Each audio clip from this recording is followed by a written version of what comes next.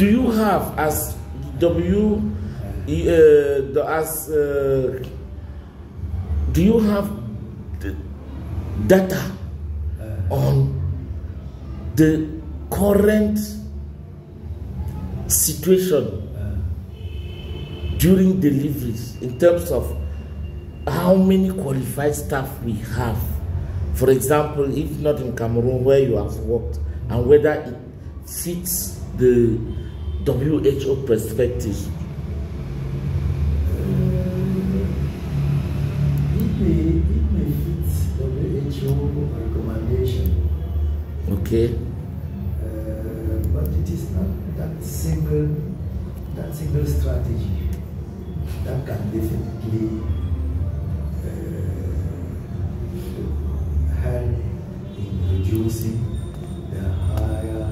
the high mortality rate. Yes, because in addition to that, you see, one has to make sure that the family planning services are available. Okay, so which means that that is not the only condition to reduce mortality. One has to be sure that what they call emergency obstetrical and neonatal care is available. You see, so family planning, obstetrical and neonatal care, delivery as they say, assisted by qualified staff, are key component to improve on that mortality rate at the birth, or child delivery mortality rate. Doctor, good. Doctor, please, let's go delve into the heart of this thing and conclude there. Family planning, sexual, whether it's reproductive health, the childbearing mortality rate, all of these concepts, are they only proper to Africa, some of the Sahara, or other continents face these problems?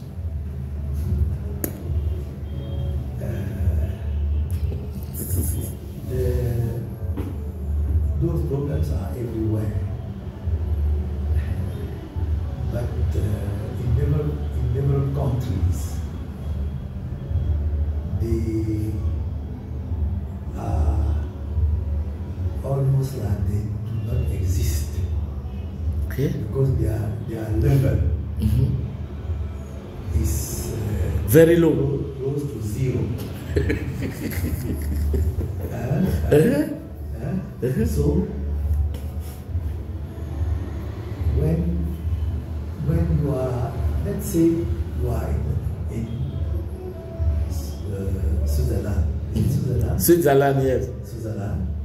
When you are in Norway, it is very difficult to hear that a woman died while delivering.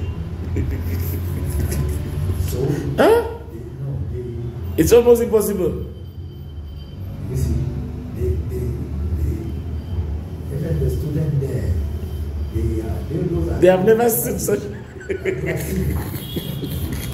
Then we should encourage them to come and finish their studies here. Okay. So,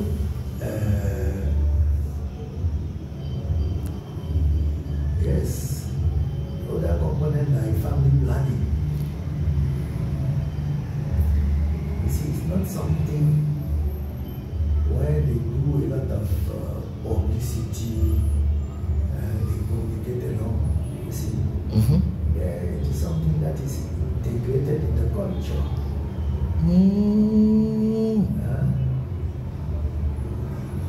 Women there, they give priority to their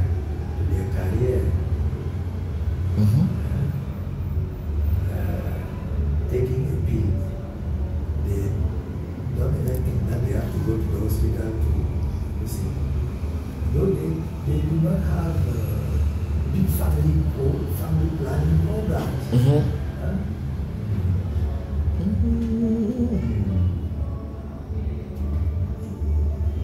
Do you think that they imagine that a pregnant woman can deliver without being assisted?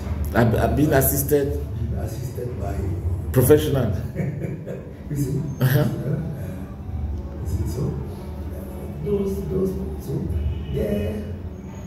they do not consider those problems like big problems because they are not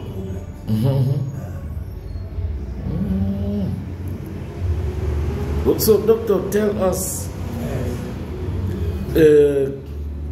about what you prepared. Just add to your topic. Yes. Yes. In fact, it is the question number 4, I think. Yes. Related to reproductive health in Sub-Saharan Africa. Yes.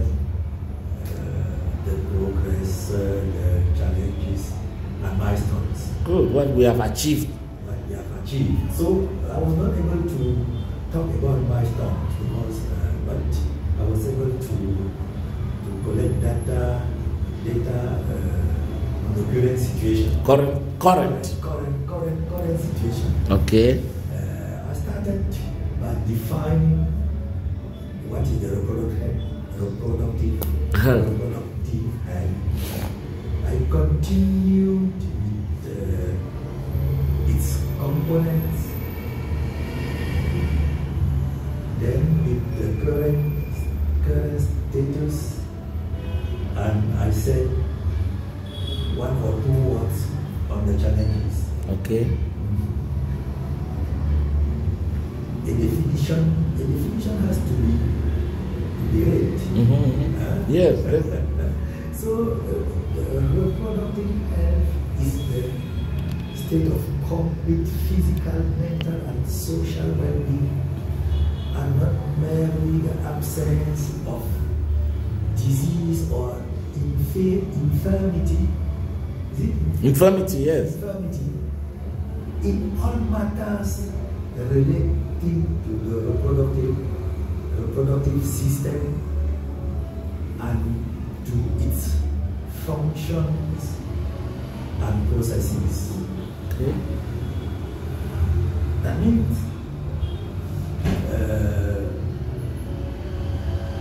I can have an echography or a radio with showing a normal reproductive health system. Okay. Yes, but its functions and processes may not be normal. But when I see ovaries, yes, I may not be able to know if those ovaries produce a fertile hormones. Yes.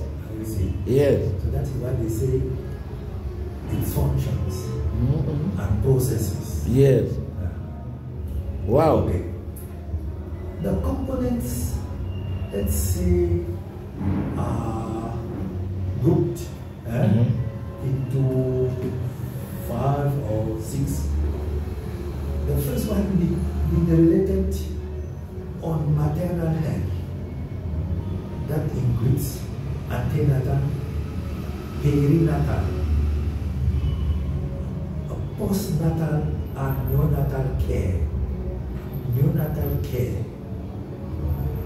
as I explained. What is perinatal, please? Perinatal is what is around the delivery. 6 months. Let's say from the 28 weeks of pregnancy to the 7th day after delivery. Okay, that's perinatal. That is perinatal. Then neonatal. Neonatal is from delivery till the 28th day after delivery. And then it is divided into 2 parts. Okay. Precoce is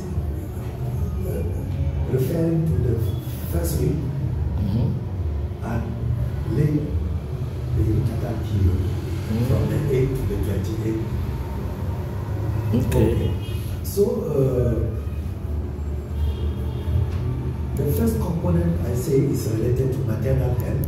Yeah. Maternal health. What is related to pregnancy and pregnancy? What also includes infertility, includes unsafe abortion.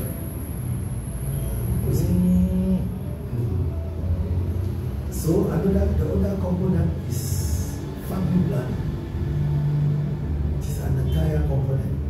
And in this family planning, we consider that helping a woman to become pregnant is part of family planning. Yes. No, doctor, how can you be telling us? Because we know that family planning is avoiding to have children. that is part of the definition. Family planning is to offer to a couple, to individuals, to communities, the possibility to choose the number of children, the time to getting those children, the space between children, and the size of the family. So if I don't have a child and I need one, family planning can assist you. Has to assist me. Okay, must assist. Must assist. Thank you, doctor. Thank you very much for this. Okay. The prevention, the other component is the prevention of unsafe abortion. Because abortion is one of the major causes of infertility and maternal mortality. Okay. Infertility being as a late consequence of abortion. Abortion, yes. The reproductive tract infections, including sexually transmitted infections, is one of the components where they also relate cervical cancer and other gynecological morbidities like prolapsus. Adolescent youth is also part of reproductive health. And a transversal component is what we call promotion of sexual health.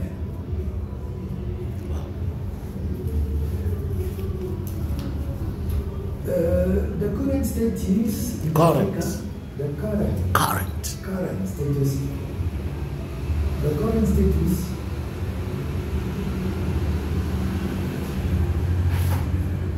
No, it's okay. Sorry. No, it's okay. The current status, yes, relative to family planning, WHO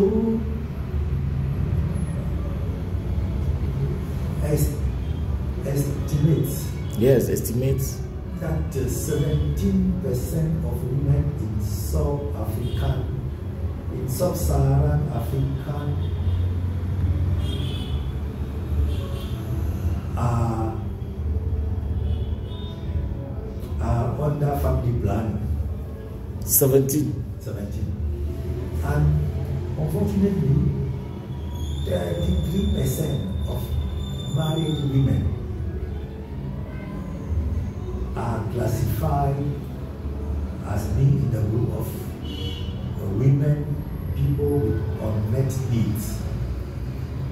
They want service, they don't have access to those services. They don't have access. 33% of married women. Yes. In rural or urban areas. I don't have the specific. Yes. Okay. Related to maternal and newborn health.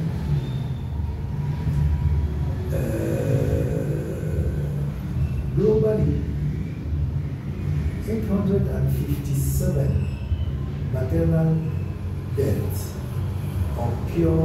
occur. Yes, per 1,000 live births. Wow. That was in the year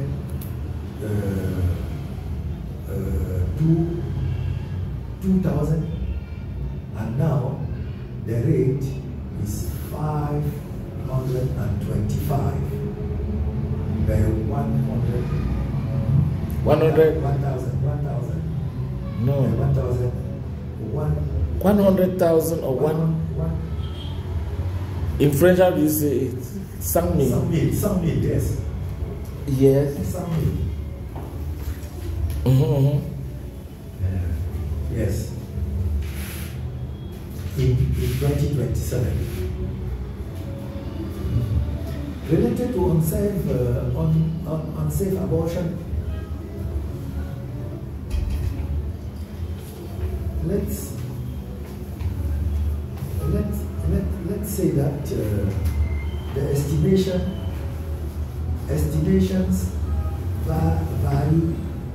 vary from 5.2 to 17.2,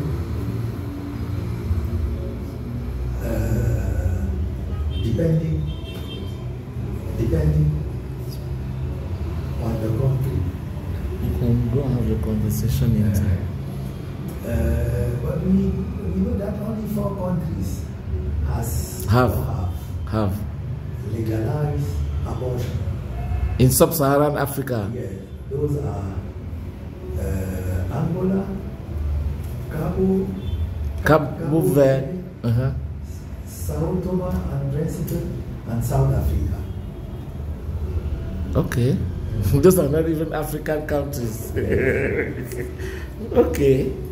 Related to female genital mutilation, 35% of women above 15 years have experienced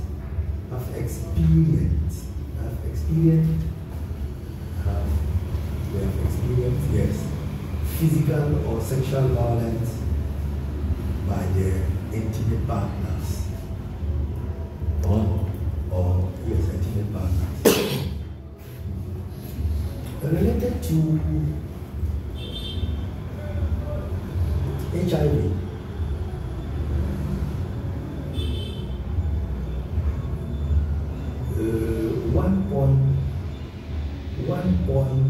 $1.1 million new infections occurred in 2018. I don't have data, more recent data. And about 79% of pregnant women living with HIV receive treatment to reduce the mother-to-child transmission in 2018.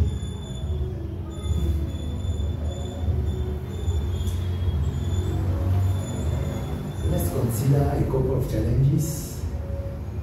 The inadequate sanitation, poor access to clean water, and inadequate healthcare infrastructures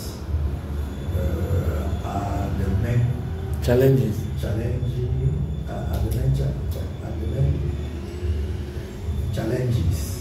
to implement an efficient reproductive health program in some sub-Saharan Africa. There are also many structural barriers, like negative attitude of healthcare providers, the lack of skills, the stigma, the cost, the lack of access to services. In fact, this access limitation can be geographical, social, cultural, or economic. And they can also be inadequate policies. Inadequate policies. You see, like Sudan sections are not free in all countries. I'm not even sure that in our country it is free. Caesarean section is free in a country in sub-Saharan Africa. Is it imaginable? Because it's feasible, but not in Benin. In Benin, Yes. it's free. It is free. Wow. It's free.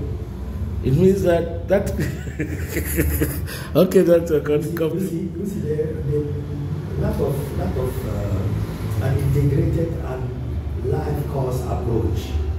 This is what I was explaining from the prenatal period, that is from the fetal state, Yes. to the third age. You see, the reproductive health is not seen as a continuity. It ends when the child comes out. Okay. So, boss, that is what I've tried to. Doctor, let me just ask one last question Yes. before we conclude. The family planning and reproductive health component is apparently one of the newest challenges of the United Nations, because you graduated, you discovered this component after you became a doctor in Buddha. So this component is new. Does it corroborate the fact that it is a strategy by the West to limit the African population? Because that is what people claim. Some people claim. Okay. Did you hear that providing services against infertility was part of the family plan? I didn't know. So, because there is a vaccine, they come to vaccinate children, these stories come, you start doubting. So in your 20-something years of experience in this domain, what? I don't think that it is a real problem for them. I don't think that is a real problem for them. No, I don't think that it's a real problem for them. Which therefore means that the reproductive health and family planning components are genuine programs to assist especially African women to the goal is for them to master their health, to master and manage their health properly. Is it? Yes. Those programs are not carried out only in Africa. They are carried out in poorly developed, low developed countries, like in South Africa. Okay, underdeveloped countries. Like in South America, like in Asia, like in Europe, Eastern Europe. Eastern Europe. Aha. Yes. So, but we didn't know that. We know that it is to come and kill us, my friend. So, okay. It is to help us to have better health, better life for our women, and better education for our children. Imagine your 15 children that you will give birth to. If you give birth in front of a gynecologist, a team. But here you go to the hospital, gynecologist is one. The whole district, and you are embarrassed. Okay. So doctor, tell us, this one now is